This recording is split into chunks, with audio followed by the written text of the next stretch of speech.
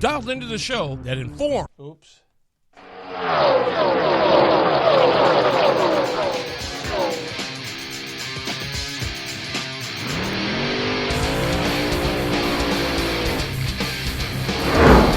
You're tuned into the show that informs, improves, and inspires racers everywhere. The Northwest Race Report. And now, here are your horsepower and performance hosts, Terry Bridges and Glenn Lippy Tower. Oh, what is going on, racers? Welcome to another edition of Winning Wednesday. I'm your horsepower and performance host, Terry Bridges. And man, what a happy Wednesday this is for me. Because look who's back. Woohoo! My main man, my partner in crime, my horsehead buddy, Glenn Lippy Tower is back, folks. It's all good in the hood. Welcome home, buddy. Yes. Welcome home. Been a ride. It's been empty. You've been doing good, though. Oh, yeah. Well, the loaders helped me out quite a bit. Yeah, last week's show was good. Yeah, it was good, wasn't it? Yeah, definitely. Yeah, I thought it was. I thought it flowed really good. Yeah. Jason Gibb did a dang good job. You had a lot of celebrities in the house. Yeah, we sure did. Oh, man. You know, we got a great show for you tonight. Some of you may know him. Some of you may not. I got a chance to meet him when I was back at the Insane one. And his name is Bear Tomasovich. And we're going to be doing a three-series show. This will be the first tonight on track owners and promoters.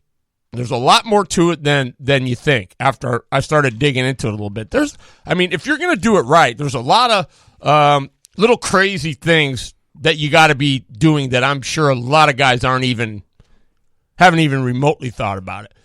But we'll get into that. That's going to be about 10 after 7 tonight. Bear's going to give us a call. He's an awesome dude. I think you're going to love him. We've had him on the show before. We got results from Roseburg. We got some results from PGP. But before we get into that,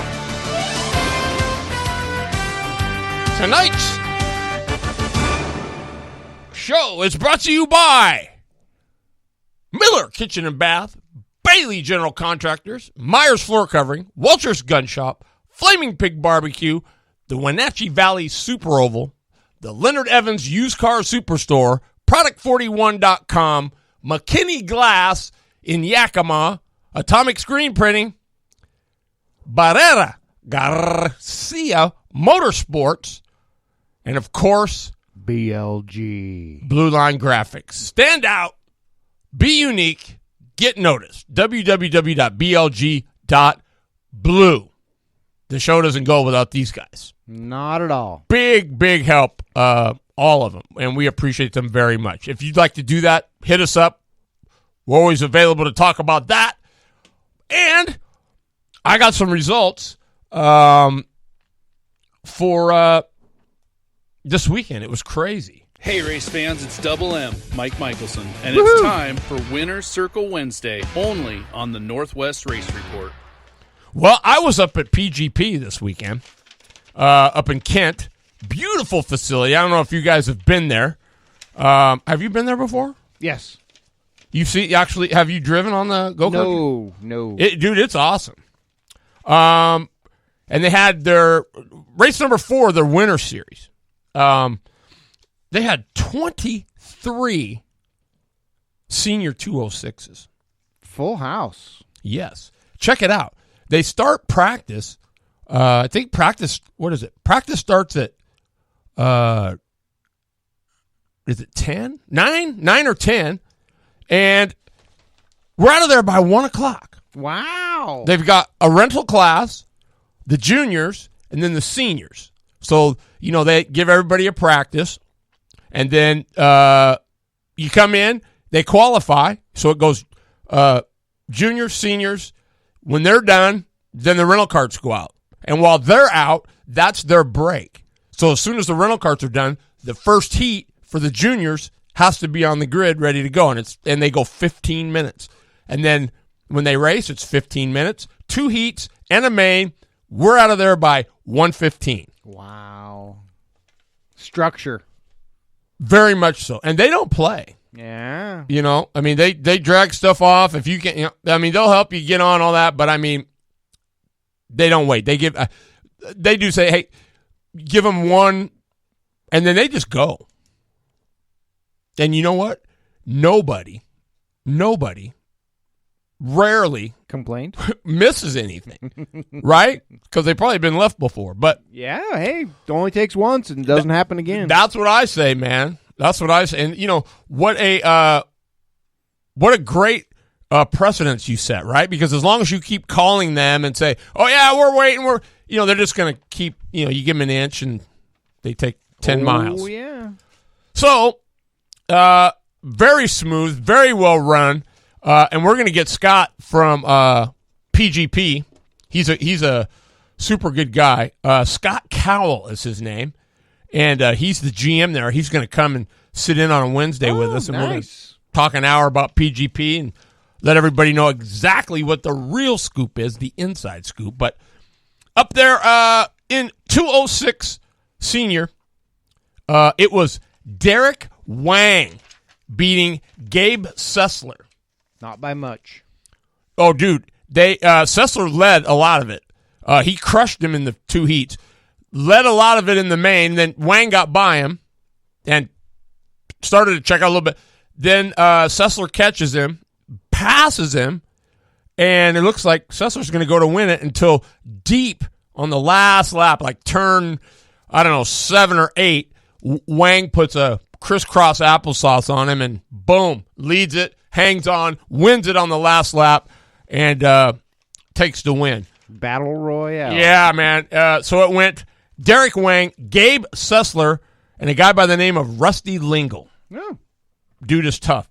Our own Stimpy was 5th. Oh, nice job. Yeah, he ran really, really good.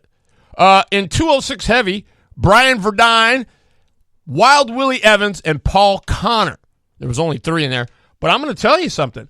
Verdine ran like top 5 in light at heavyweight.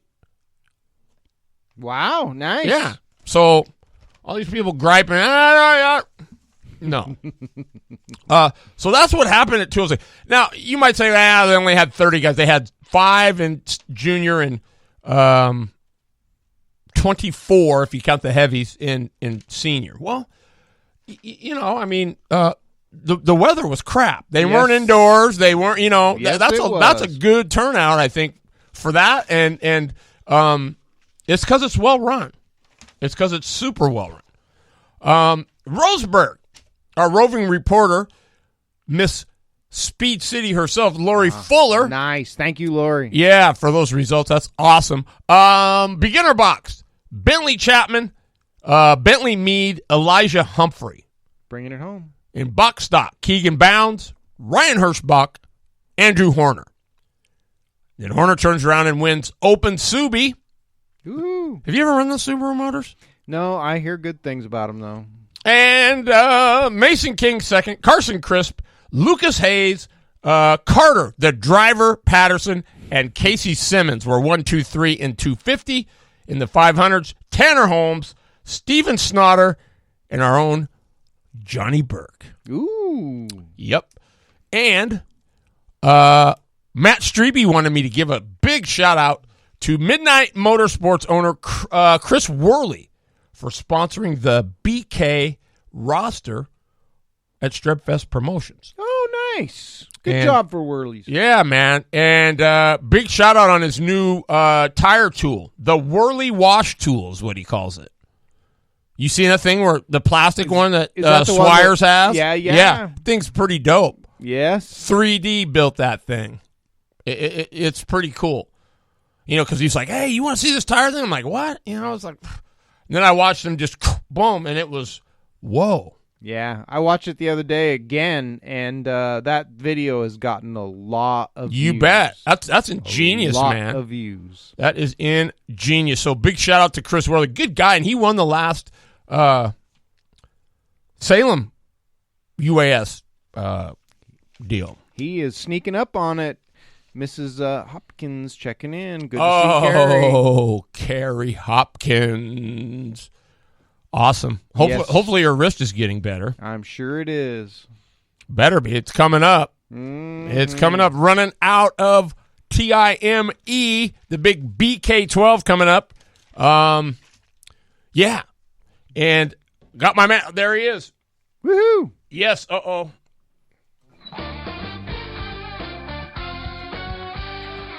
Your favorite drivers and people of interest in the motorsports world.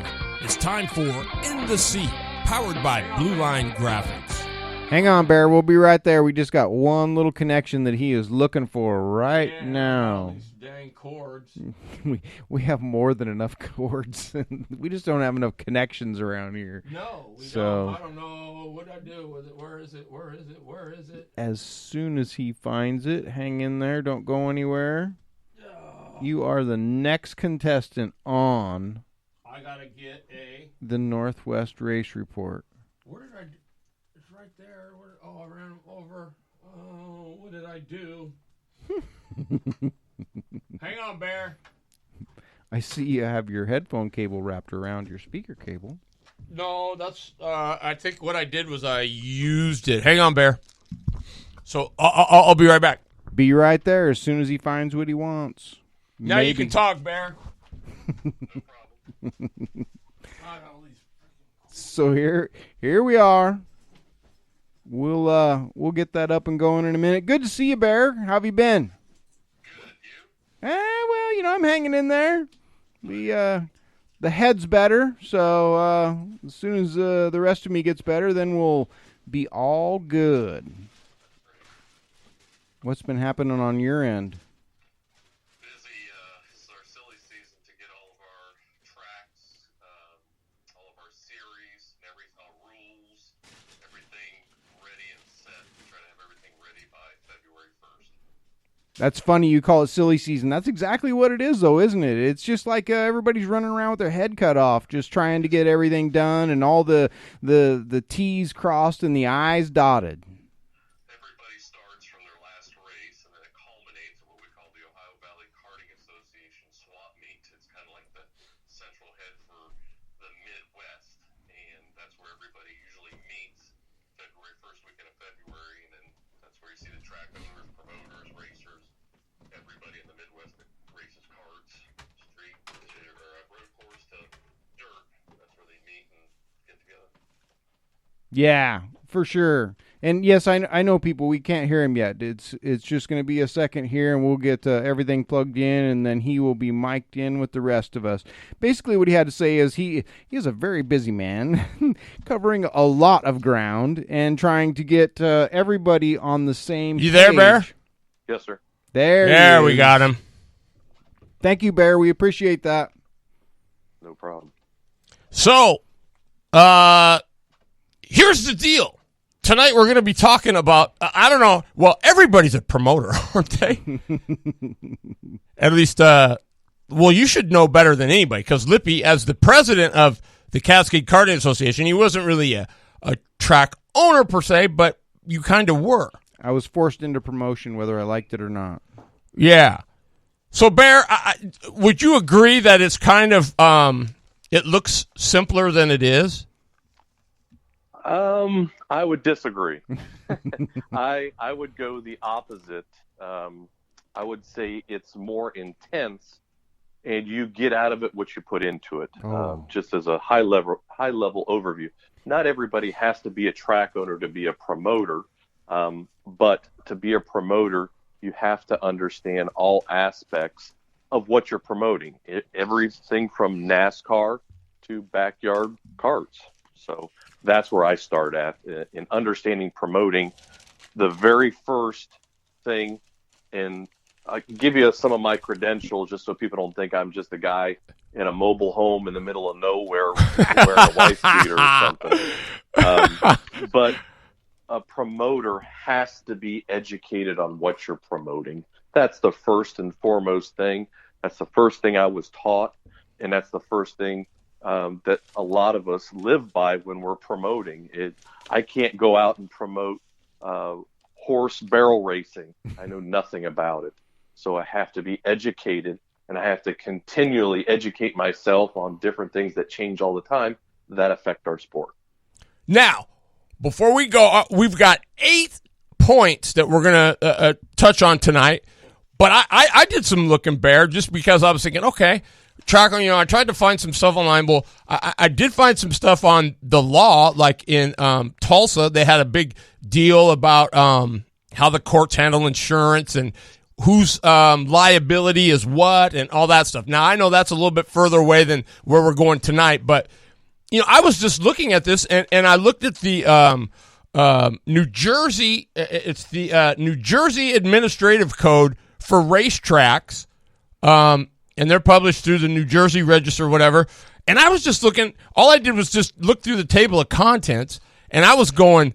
It says motor vehicle track license requirement and license responsibilities at all racing events. And it's the procedure, the responsibility, the restrictions upon licenses, procedures for approval of unspecified events or items, demonstration events, infield pit areas, the inspection, pit credentials, announcements, accident reports, reports of death to local police, inspection of vehicles, water overflow tanks, security personnel, ambulance, first aid, fire workers, wreckers, seats,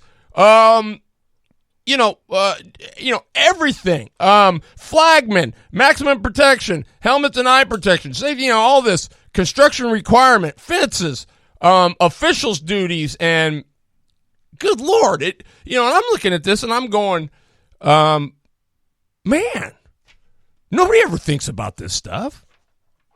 And New Jersey is probably one of the most intense states in the United States if you were to divulge into all the 48 continental states with motorized racing. It is one of the most in-depth ones, and you can see that with one of the biggest indoor races here, I believe, next week or the week after in Atlantic City. It's very intense. They're very structured, and there's a lot of rules you have to follow in New Jersey. All right, so let's just say for a minute, you kind of just, I was just looking at just for the sense of those are, maybe you don't get this into it, but I'm just looking at that and I'm going, okay, that's even if you just were trying to do the basic thing, that's still a lot to think about.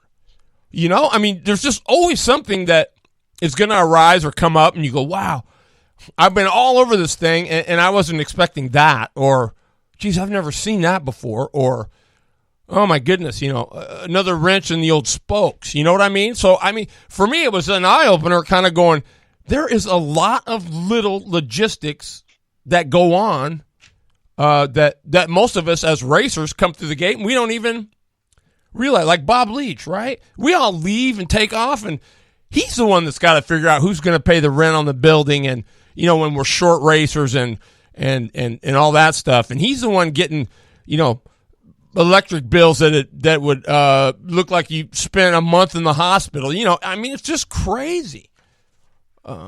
So point number 1 that we have on Mr. Tomasovich's outline, you have to have a reason to participate.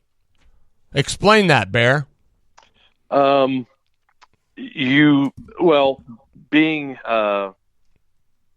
educated, everything falls under being educated. You have to have a reason to have them participate. So when you are promoting something, and we're talking in the racing world, and specifically I'm in the karting side, I have seen, again, from the NASCAR, CRA, ASA, Hooters Pro Cup, all the way down to the local karting stuff. The reason you're doing it is either you were a racer or you were a track owner. You didn't have to be a track owner, but there's a reason that you're going to do it. You're either trying to better the sport, and usually what comes along with doing that is you have to manage the money. But the reason behind it, a lot of promoters in our area for karting, is to revive the sport. Not saying that it's dead, but we're trying to bring the next group of racers into it, because if we're relying on the 30, 40, and 50-year-olds, they're eventually going to be 40, 50, 60-year-olds, and we need that next group of people to keep coming up. and to acknowledge the sport. So you have to, the reason for me promoting is to bring that next group up. Same reason as a lot of the Little League baseball, Little League football, soccer, moms and dads. They're wanting to advance that sport, have their kids involved or that next generation involved in that sport. Growing the sport. Yes. Yeah, that's a little. Well, I don't know. It's kind of the same. I mean, you high school sports, all that. I coach my kid. And I was probably harder on her than the other kids, only because I wanted to. Number one, that's just how I am. But number two, I wanted people to know that she was playing for a reason. It wasn't because, I was her dad and, you have those kids where, you say, why is my kid, and you try to be as nice about it as you can. But I don't know. Is there any, I don't know. That's advancing the sport, I guess, but usually there's a motive behind it. I mean, I'm not saying that's in your case, but. No, that separates the people that are into it for, we're going to say the right or the good reasons, and the people are to make a buck, because you can make money. You can't be profitable. There's nothing wrong with being profitable, being a promoter or, promoting big races. It takes a lot, like the Yes. Dirt Gateway Nationals in St. Louis. You're putting a late model modified midget race inside an arena that handles a ball sport. So they're just Chili Bowl out in Tulsa is going on right now. There's so much that goes into it. So it's okay to make money, but a lot of times promoters get a bad name for things that they don't follow through with. And there's if you're putting on a certain race, there's a checklist you have to go through to make sure you cover everything, because you miss one thing, even as simple as a grid worker or a registration person. Now it takes away from everything else that you're trying to accomplish to make the show go smooth. So just showing up to a track and taking your money and giving you a ticket and parking you, that's 1/100th of what we do in terms of an event or a series or even one race. So it's very in-depth what we get into. So those are the two main reasons. You either do it for the money, or you're growing, advancing, or continuing the sport. Absolutely. I agree with that 100%. And I think people a lot of times get into it and they have the illusion that there is a lot of money there, and you said it, there is money to be made. That's not it. But it goes deeper than that, because everybody thinks that you're promoting the race. It all has to do with the race, but it really doesn't. When the Santa can or bathroom runs out of toilet paper, it's your job. When the grandstand has a seat or a walking area that fails, breaks, usually it's wood in our cases out here, and that breaks, it becomes your problem. That has nothing to do with the race on the track, but it inevitably ends up to be your problem, and you have to rectify that along with everything else that happens that day. So it is very all-encompassing, and you are basically the person that is the go-to for all of that, not just the race. You can split that also into two parts. There are conscious mistakes and there are unconscious mistakes.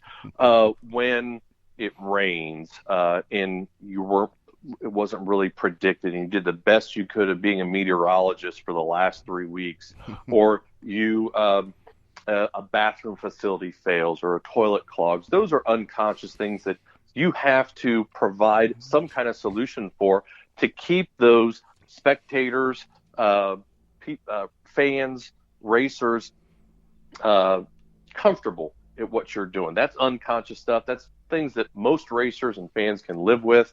They're not happy about it, but it's okay. The conscious mishaps are what puts a black eye on the society of promoters right now. The guys that guarantee $5,000 to win, you go and race, you go to the payout, and we only had 50 racers. We planned on 200. We can only pay you $1,000 to win. Or you get to the racetrack and they say, hey, we're cutting the purse from $5,000 to $1,000.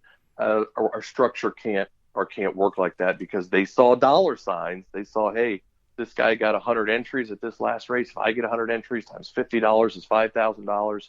They do the math on the high end, not on the worst case scenario. So that is a conscious mishap. So separating those two and knowing the difference in what you're responsible for is very paramount on what kind of integrity you have and what kind of legacy you're going to lead as a promoter. Well, and let's make no bones about it here. Most people, Lippy, like you were saying, people going there, they think it's easy money, right? And they think, oh man, he's raking it. I can do this. It's like he's just putting on a race. So I mean, it does. It takes work, and especially that was my point reading this New Jersey thing is if you're going to do it right.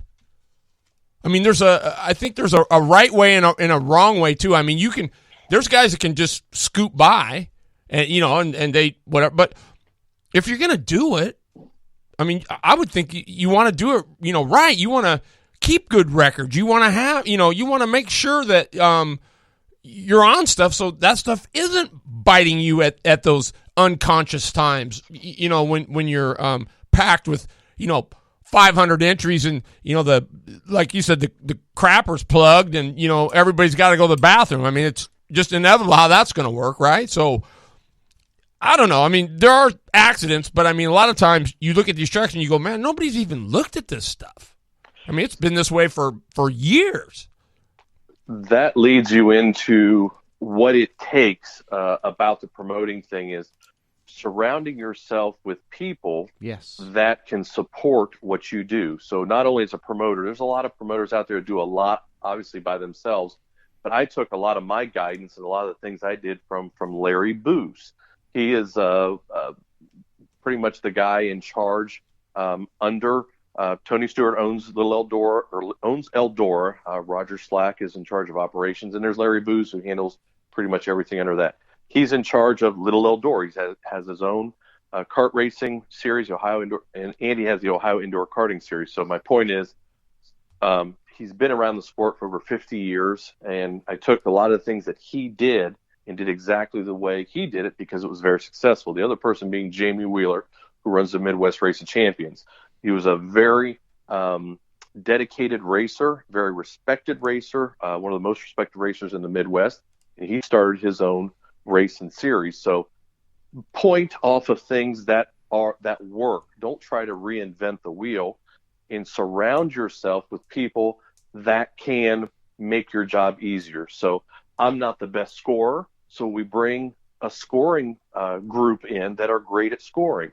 I have a lady, Jessica Bowman, Andy Bowman's wife, that used to run Cedar Creek Speedway. She's an accountant.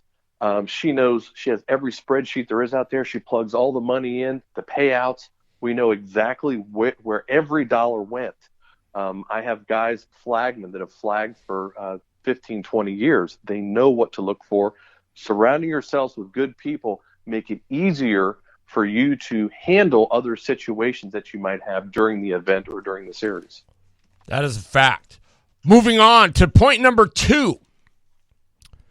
Include sponsors in all that you do. And you're on part 2. Scroll back up to part 1. Okay. Reason to participate. You're on week 2. I am? Yeah. Oh, I thought that was the list. That is the second list. That's for the week 2. Go back up to week 1, and you can see. Oh, my bad. That's all right. All right, I'm gonna go there. Let me see here. We're all right. But the second thing we talked about being educated. The third thing, you have to have sponsors. That's part of our job, like it or not. Oh wait, I've got number 2 because you're moving on too fast. That's okay. Number 2 is know the rules, know the classes, know the drivers, deficiencies, and positives. Is that still week 2? Yes. No, that's week 1. Oh. You have to be. It goes on. It goes in depth further from just being educated. You can't go in there. I can't go in there to the BK and think that I know all the racers from all over, even though I do know a lot of the good guy, the big names, the heavy hitters and stuff. I can't even pretend to know what the BK is about, the rules, the classes, the structure, the facility, the everything about it. So if you're going to do something, you have to know ins and outs of everything. When I write rules for my track, when I write rules for my series, I give them to other people. Hey, look at this, critique this, find the nooks, the crannies, the gray areas, stuff like that. Know the people that you're racing with. So in Ohio, Mike Dickerson, Jared John, Josh Hanselman, Phil Schneider, those are guys that race all over the place. Knowing the guys that help support not only the big guys, know the middle guys. When you can walk up to a guy and say, hey, Marty, you're getting better. Keep going. They look at you and like, oh, he actually knew who I was. So it does help. And then those guys in the lower classes, the reason they come is because the bigger guys told them, hey, this is a good race to go to it. And that's all part of knowing everything about what you are promoting. So if someone comes up to you and say, hey, my kid's 9 years old, what plate class is he in? Or what is the clutch rule in Predator? You have to be omnipotent and know everything about what you are promoting. Yes, I agree. That is very, very true. Number 3, get sponsors. And the sub point of that is guarantee your payout after you have the money. Like it or not, we have to get money. Money is what pays the racers, what pays the bills. Being proficient and efficient with what you do. So we have to be salesmen. Maybe there's very few track owners, promoters out there that just have a ton of money laying around that's going to guarantee a $10,000 purse. And if they get 20 guys, great. If they get 200, okay. So it has to make dollars and cents. So there's tons of ways to get sponsors. You offer pit pass packages. You offer sponsor parking. We do a lot of donation raffles where a company like Slack or Rage or Phantom will give us a chassis at cost, and we can build a couple extra dollars into it and use that for our payouts. But you're kidding yourself if you can't rely, and you shouldn't have to rely just on the racer to pay for everything. The racer pays for a lot. They're paying to get there. They're bringing their equipment. They're buying gas. They're buying food at the concession. So throwing them a bone and showing that you're actually trying to take care of them. Get money. Knock on doors. Call people and promote yourself to show what you're going to do and go to the community. So if you're putting on a 1,000 to win race, and here's a good rule of thumb. When you're trying to promote something like karting, and say you have 10 classes and you have a big show and you're going to pay out all those 10 classes, most of the times we see is there's guaranteed money to win. So say there's 1,000 to win, 500 to win, 250 to win. If you can get sponsors to cover that first place money, you're already the head of the game, because then the rest of your entries will fill in and you'll be able to pay out. Yes. So getting sponsors is huge. What I was always taught and what other promoters have taught me was don't rely on that the racer to pay for everything. People do advertise. We do it all the time. We get banners made. We talk about them on social media. It's up to them on how much they're going to do, but $100 is $100. $100 pays third place in Clone Heavy. You want to get if you're able to get $500 or $1,000, that's great. But don't announce that payout until you know you can at least get to a break-even point, and that's huge. Yes, it is. You cannot. I don't care if you're the best promoter in the world. If you can't get the money and you mess up just once, it's going to be so hard for those racers to come back and support you a second time. You're better off to go in the hole once and learn your lesson and drop your payouts to know that, hey, at least I can do that. And that's like how we started out the Ohio Championship Karting Series. We only guaranteed 200 to win. Now we're up to $1,000 a win because we've built that integrity with the racer to show them, hey, every race you're guaranteed this money, and we put out what we say. Well, that's a good point. A case in point here. Two things. That's what I always wonder. Where did Vandergriff get that $50,000? I don't want to even. Did he beat down doors to get that, or I'm just curious. I know I'm not going to start anything. It was just huge. That's big money, and it was cash too. Yeah. I wish I would have known it was under a seat. I might have. I'm just kidding. But also talk to a lot of the racers that finished second, third, fourth in other classes. I'm not. Billy was gracious enough to host the biggest karting event I've ever seen. It was for me too. But it didn't go off without a hitch. I'll tell you that. There was a lot that happened, and I think that's why you don't see other places having 50,000 to win races. It's what was more than that, because they paid what? They paid the juniors. The kid won 20. I think it was over close to $150,000. Yeah, there. I mean, but there was 900. I mean, when I went in there with Bear, you couldn't even see the grass, Bear. I mean, it was just I never seen. It was just jaw dropping. I mean, absolutely jaw dropping. 88 in pro clone heavy for 50,000. There was 3 qualifying runs, and then when they got through that, they raffle off like 4 spots. Dude, like if you qualified 5th, they were selling those spots. They were $3,000 a piece. They were, and you know what? And what was crazy was after qualifying, you look at the time. I mean, it was like from 1 to 65 or something like that. Was like 0.3. I mean, it was like what? I mean, you make that show. It's like, geez, that had to be one of the toughest shows to ever. I mean, 65, 0.3 of a second separates 65. I mean, it was unbelievable. Yeah, and the only, and I could be wrong. People can correct me. Been wrong a lot, but I think the only thing that really comes close to that now is probably the Big O, the Otis Merritt race they have down south, North or South Carolina.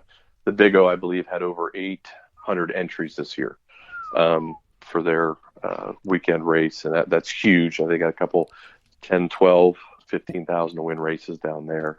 Yeah, it's crazy. I heard that Thanksgiving Thunder one year had like 1,600 pre-entries. Yeah, GKK, Georgia Karting Complex, absolutely.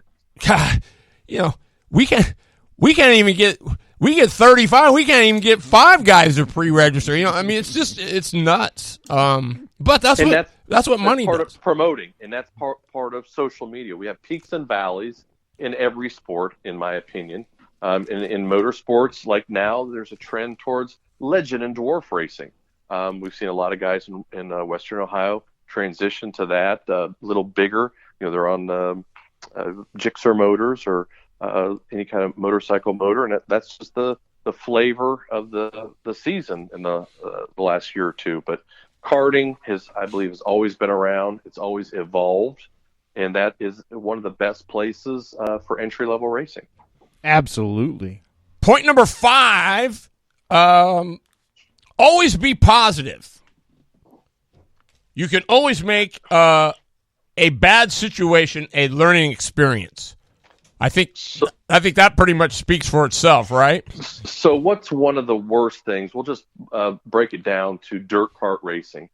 What's one of the worst things that can happen at a dirt racetrack when maybe it's already a questionable day or you're already having problems? One of the things that just makes you want to roll around on the ground and just act like throw a hissy fit is when a track falls apart.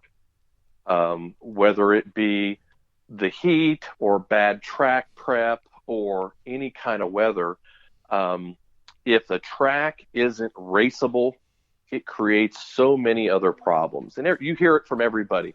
And there's a lot of times, promoters aren't going to agree with me on this, or even racers. But everybody says, you know what? Everybody's got to race on that track. That's what I was just going to say. It's the same, but I get it. I get it. But we try to keep an open mind. Yes, I'm very upset that the track went because it causes so many other problems.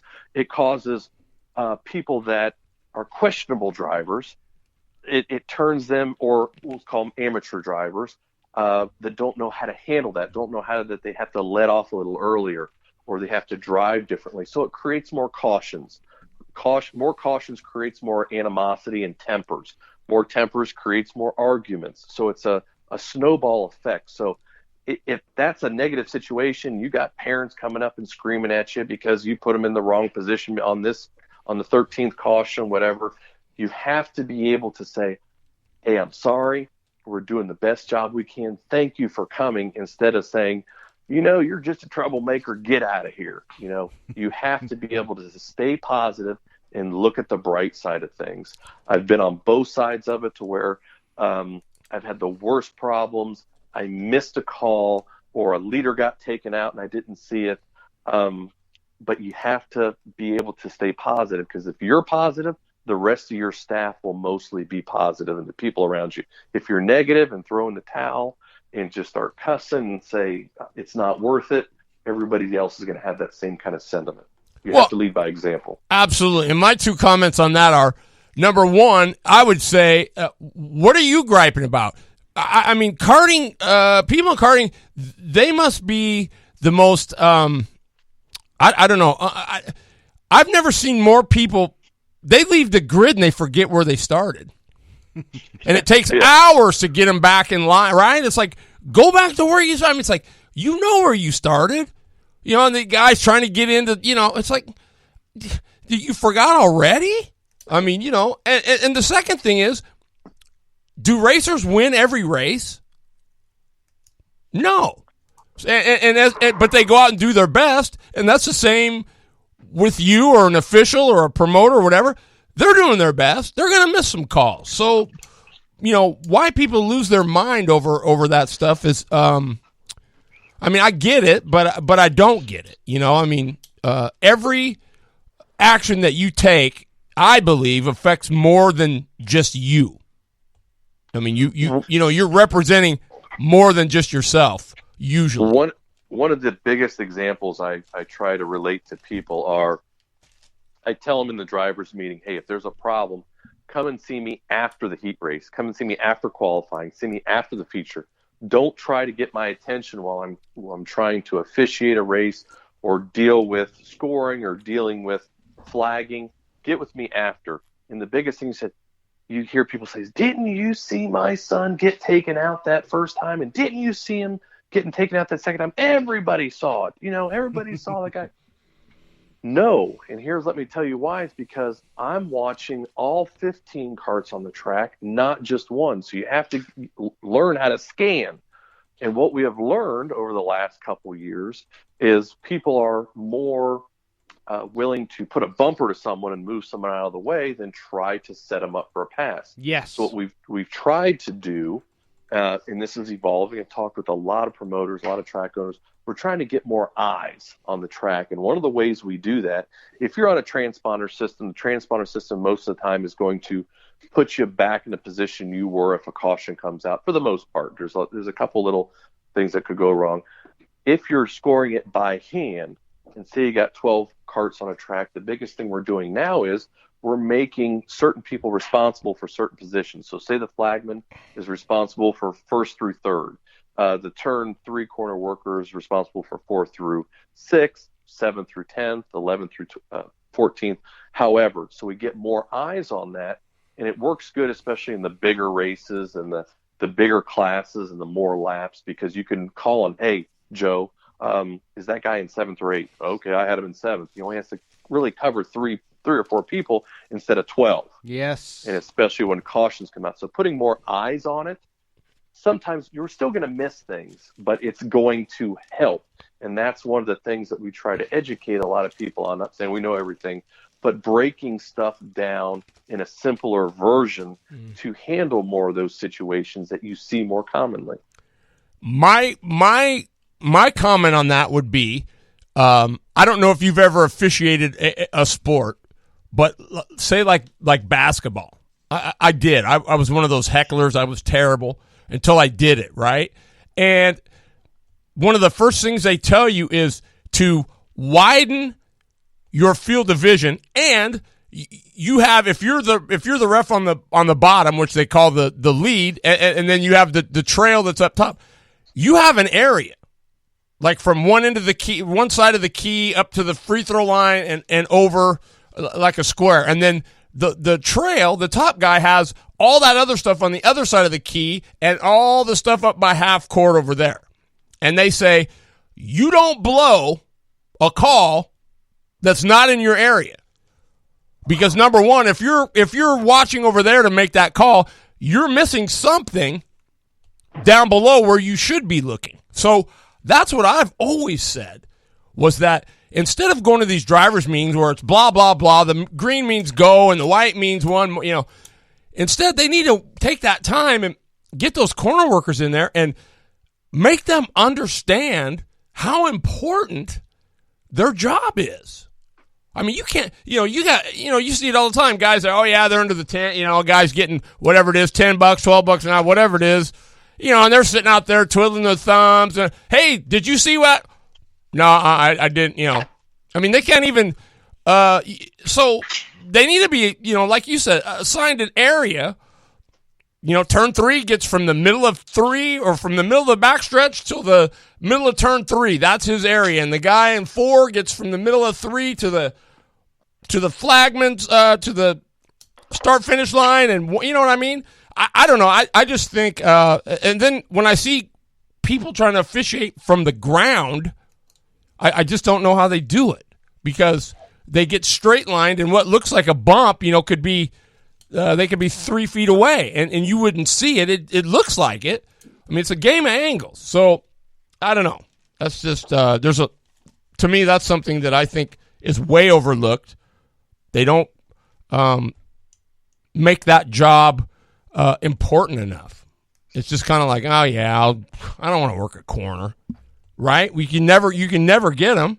Nobody ever wants to go there. But still, just my 2 cents. It is good that they knew what their position is and what they're supposed to be doing. I think headsets where everybody's talking to each other is a big thing also. Helps out tremendously, so you can lean on those people and say, hey, like what you said, hey, Joe, what did you see? Did you see anything? That stuff is very, very huge, especially on the big races. You like you said, the more eyes, the better, but everybody has to know what they're looking for as well. Number 6, be a dictator, but value and listen to others' opinions and suggestions. Ooh, this is a good one.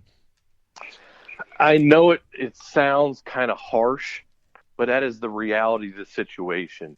You have to be in control of everything that you do. You have to be able to make a decision that no one else really wants to make. If you have people around you starting to question what you're doing and causing animosity, it's going to fall apart. Yep. So the biggest thing is, even though you might be questioned or you might even be wrong about something, you have to draw a line in the sand and stick with it. Yep. They call that selling it.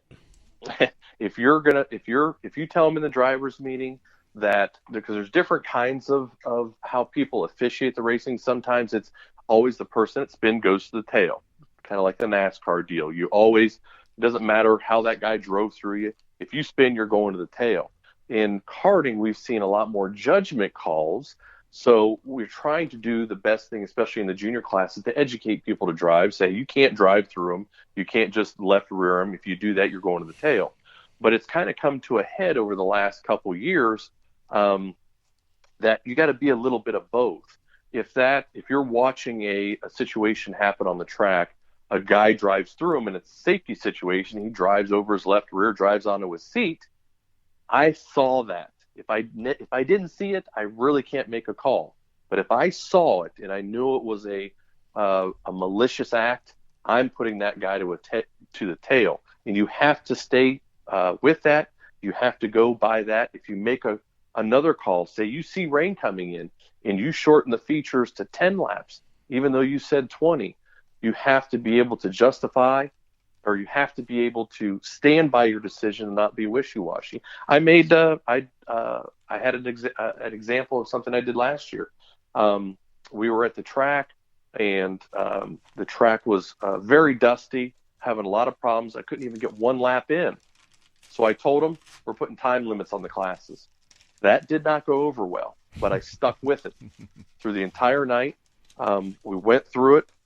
I caught a lot of backlash from it, but in the end, that was it. I learned next time I can't put time limits on a big show like that. People paid a lot of money to do it, but what I was trying to do, the way I justified it, was I couldn't even get one green lap in.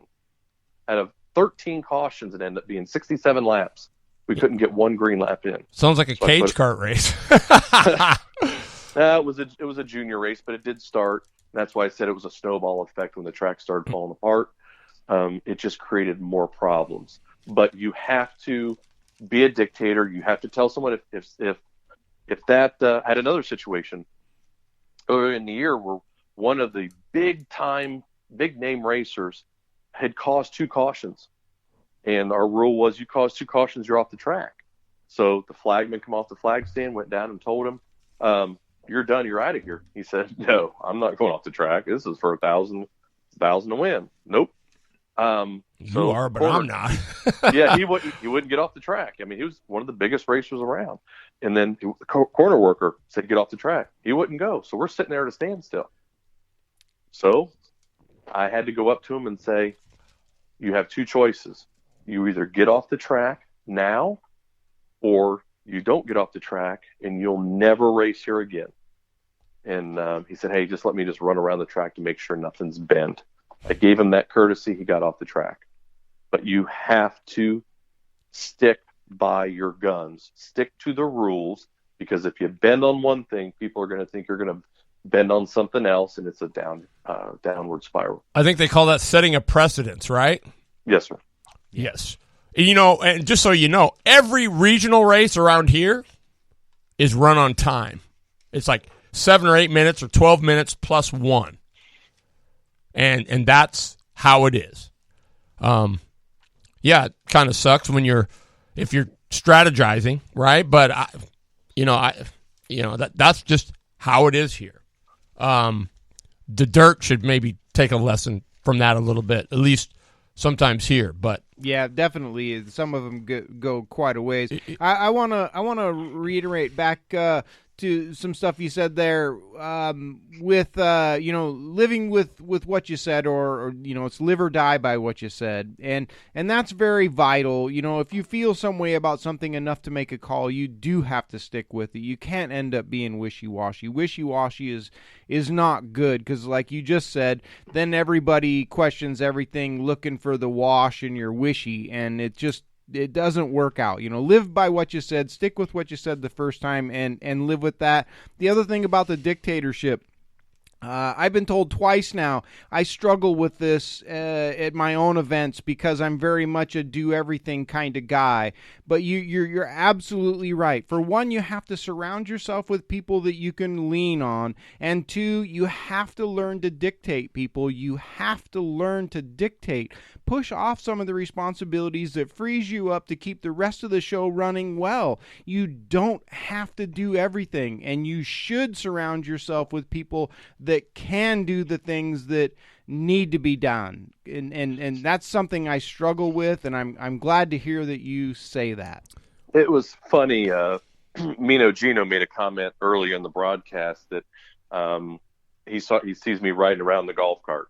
I saw that one. But that is one of my biggest tools I use, because when we put on an event, not only a karting event, not only do I have multiple different hats, but I'm always checking on people. I think if you were to talk to the racers about our series, about the racing in Ohio, I'm always in tune with what's going on. It was 93 degrees the one day at one of the race events. So what do? I asked one of the guys, I said, bring 6 extra cases of water, put them in coolers. And on the grid, I had all our guys hand out water to the racers, the moms, the dads, the helpers, everybody, that 5 cents a water bottle went a long way. That kept people calmed down. It kept people from having heat strokes. And it was a civil gesture to show that, hey, it's hot. I can spend an extra $10 to make sure things are as comfortable as can be. And the golf cart thing is, I'll run back to the gate and say, hey, you got enough wristbands? You need any more 5s? You need any more 10s? Tell me what you need. We were parking haulers and trailers all day. So it's another thing we learned off of Jamie Wheeler. When they come through the gate, they get their pit passes. I escort them to their pit spot. I already have it assigned. Then I go up to the pre-tech guys. Hey, you guys okay? Got enough paint? You seen anything? Everything looked good. Always checking on people that are doing the job to make your life easier. Absolutely. And if you're somebody that has an office like in the bottom of the scoring tower, and that's where you are all the time, that's fine. People know where to find you, but that's not the best thing.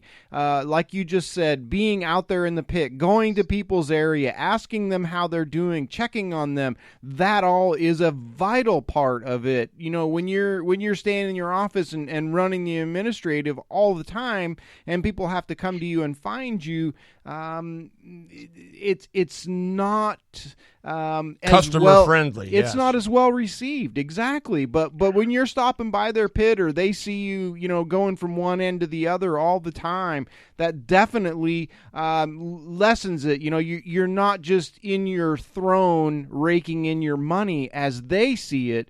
You're working for it, and they associate that much better doing it that way. So I agree 100%. And that water thing you said, we had a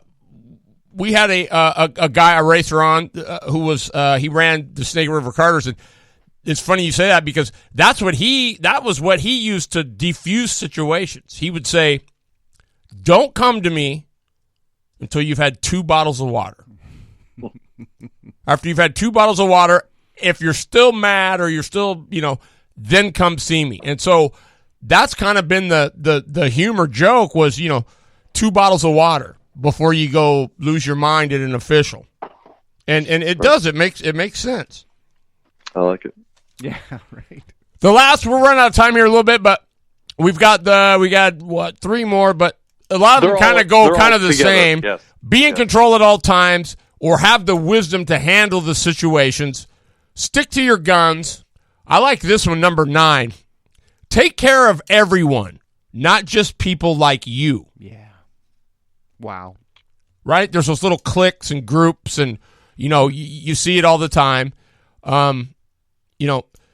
It's like treat people. You can't treat people. You got to treat them how they treat you, right? Everybody says the guy's a douche, but that doesn't necessarily mean if he's never treated you like one, you don't have to treat him like one just because everybody else says he's a douche. I don't know. I've had a lot of racers race for me off our race team also. So a lot of them come to my track and race, not only all the other tracks that we go to on a district and regional level. So those guys would come down to my track and they would do something. They're on their own equipment. They do something wrong. I put them to the tail. They're throwing their hands up like, what do you mean I'm going to the tail? Yeah. You know who I am. When I officiate, that number doesn't mean I know that that's Mike Dickerson or that's Jamie Wheeler or that's Jared John. You are in that cart. You are another competitor on the track. So in on the flip side of that, someone that has been branded a troublemaker problem, when you come to my track, you are another racer that I have respect for until you give me a reason not to. And I'll give you the benefit of the doubt the first time. So even though you might have wrecked everybody, as long as you come to my facility and you treat me with respect also, I will treat you with the utmost respect on and off the track. The last one is be as fair as possible. I think that goes without saying. But the one thing I wanted to say, Bear, is, back when you said kind of the officiating thing, there's a lot of I hate this on the pavement. They have this thing called avoidable contact, right? Mm-hmm. And I believe avoidable contact to me is blatant. They might as well use the word blatant because really that's blatant is the same as avoidable contact. Now, just like there's a rule in basketball that says, when you have 10 guys running around on an enclosed court, all vying for different positions, so there is going to be some contact, and some of which may be severe, but it doesn't constitute necessarily a violation or a foul. And I believe that's the same thing that applies here. You have to know the difference between something that's blatant and contact that's just race contact. Because once you start that, like here, it's now the bed's been made. Any touch, I don't care what it is, everybody's screaming for a call. They want something. And you look at that and you go, you wanted something on that? You got to be out of your mind. But that's what they've bred, because anytime there's any contact, there's usually a violation or somebody's, there's some, I just shake my head. I go, what? I mean, it's, I don't know. It's a tough deal. It's a tough deal. There's been a lot of different kind of racing and different ideas in karting. There are a lot of tracks. Some tracks have been taking the noses back off of cars because they think that's going to curtail the rough driving of using that nose to move someone. And what are some of the cons against that?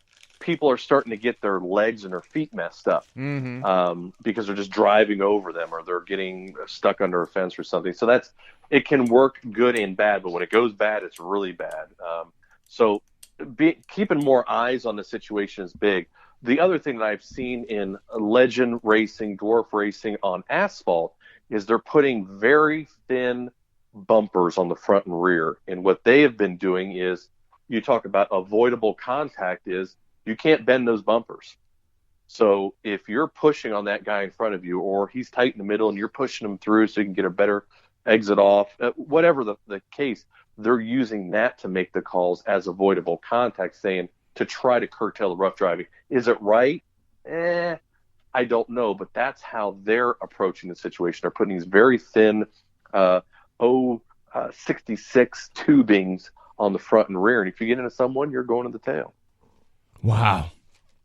I do agree that all forms of motorsports have gotten more aggressive, and something needs to be done. I don't have the answer to what it is, but it's definitely the finesse, and as you said earlier, the trying to set up the person to pass them is becoming not so common anymore. It's just easier to move them.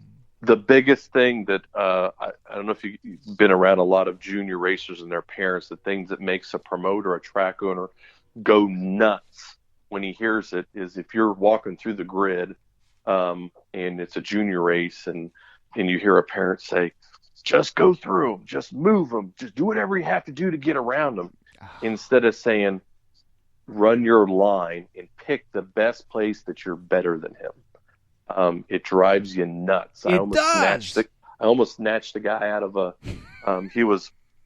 we were down in an indoor race about 3 years ago, real quick, and this it was a red place. It was a 6 or 7 year old kid driving his tail off. He was faster than the leader, but he just couldn't find that spot. You know how we tell juniors to back up going in the corner and throttle off? He just couldn't get it all. It was just he just didn't have enough. He come off the tree, finished second, and he was definitely faster than first place, but he finished second. His dad chewed him up left and right. You should have moved him. You could have pushed him out of the way. I had to kind of nudge my way in there. I pushed the father out of the way, and I shook the kid's hand. I said, you did a great job. You did an awesome second place. And I grabbed the father. I said, you have to build your son up. He did a great thing there. You're going to do better finishing second than wrecking for the wind. And that's a different kind of mentality that I had than that father. Yeah, absolutely, 100%. Instead of trying to teach them the finesse or what to look for or how to look for the weakness of your opponent in front of you, they don't want to do that. They just want to move them. Just move them. There's a time to be aggressive, and there's a time not to be. And that's what I feel differentiates a good driver from a great driver. You don't see these great drivers wrecking people all the time. Yeah, maybe sometimes they have to move them, but that's what they have to do in that situation. But you don't have to drive through people. You don't. 9 times out of 10, you don't. They'll make that. Anybody that follows me knows that I'm going to make a mistake, and that's where they always get me, and that's the way it is. I mean, it's just it's waiting your opportunity, and so many people won't be happy with second, and I guess that's what's different from me than everybody else. Second is just as good as a first for me, and I'm happy to be there, and I don't understand What do you that. mean? Second's just the first loser. Thank you. That is the obvious quote that everybody makes. But you know what? When you're out there with 14 or 15 of the best people in your class, I'll take a second any day. Absolutely, man. Any day. Well, second's still better than third. I've been there too. His name is Bear Tomasovich. He owns Bear Tracks Speedway, and he has a show on Facebook called The Bears Did. You can listen to that what night, Bear? Tuesday nights at 8 p.m. Nice. Eastern Standard Time. It's a great show. He's a race fanatic. You should check it out. If nothing else, stop by his Facebook page and like it. Give him some love there. Bear, we appreciate it. We're going to be right back here next week going over. I already gave 2 of them away, so we're only going to have like 6. But I'll come up with 2 more. but Barry, we're going to be part 2 on that. So, Bear, thank you so much for being on, man. You're awesome. Yes, sir. Barry, thank you for having me on the show. And Lippy, congratulations. Welcome back. Thank you, sir. That's awesome. See you next week. All right. See you, Bear. Take care. Bye-bye.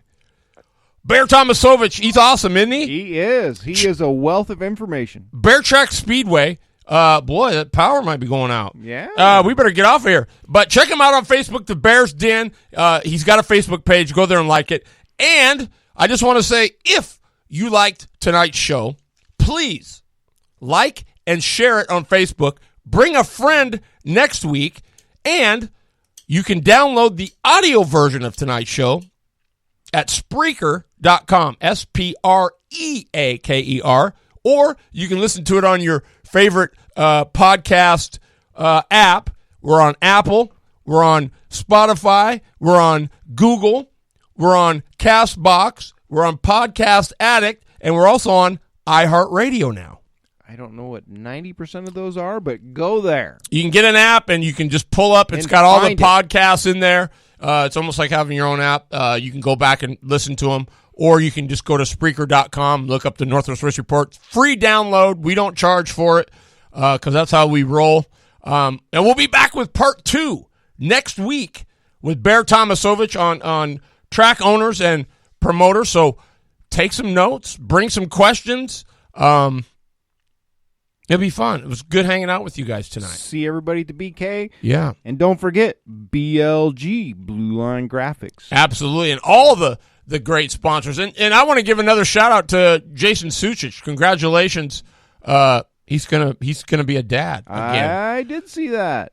And make your plans. BK12, January 31st, February 1st and 2nd at Salem Speedway.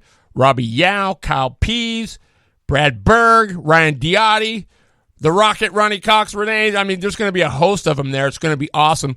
And let me just say, the undercard classes are every bit as competitive. Some of them, in a lot of ways, have been almost better than, I hate to say it, but they've been just as good or better than big feature. But we'll say they are fierce battles in all the classes because it is that good.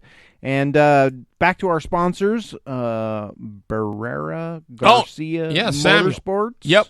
And Atomic Screen Printing, Product 41, Leonard Evans Used Cars, Flaming Pig Barbecue, which is, I believe, opening up this week. Yep, we got to get over there and do a show from there. The Wenatchee Valley Super Oval, Welcher's Gun Shop, Myers Floor Covering, Bailey General Contractors, and, of course, the great Miller Kitchen and Baths. They all make it happen. They do. And just to let you know, Central Washington Asphalt, Inc., is the official sponsor of BK12. So go by their. Kevin here is a good guy. Support his page. Give him a like. He's supporting the BK12 and the Race of Champions.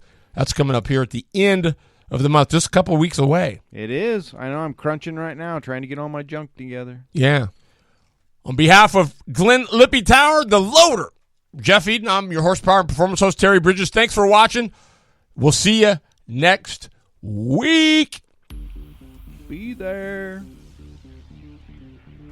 Well, that's a wrap. We hope you enjoyed the show. If so, please like and share on Facebook. And don't forget to stop by terrybridgesracing.com on the World Wide Web and subscribe so you never miss a show. The audio version of tonight's show is now available on Apple Podcasts, iHeartRadio, Spotify, Google Podcasts, CastBox, or Podcast Addict. For the loader, Jeff Eden, I'm your horsepower performance host, Terry Bridges. And we'll see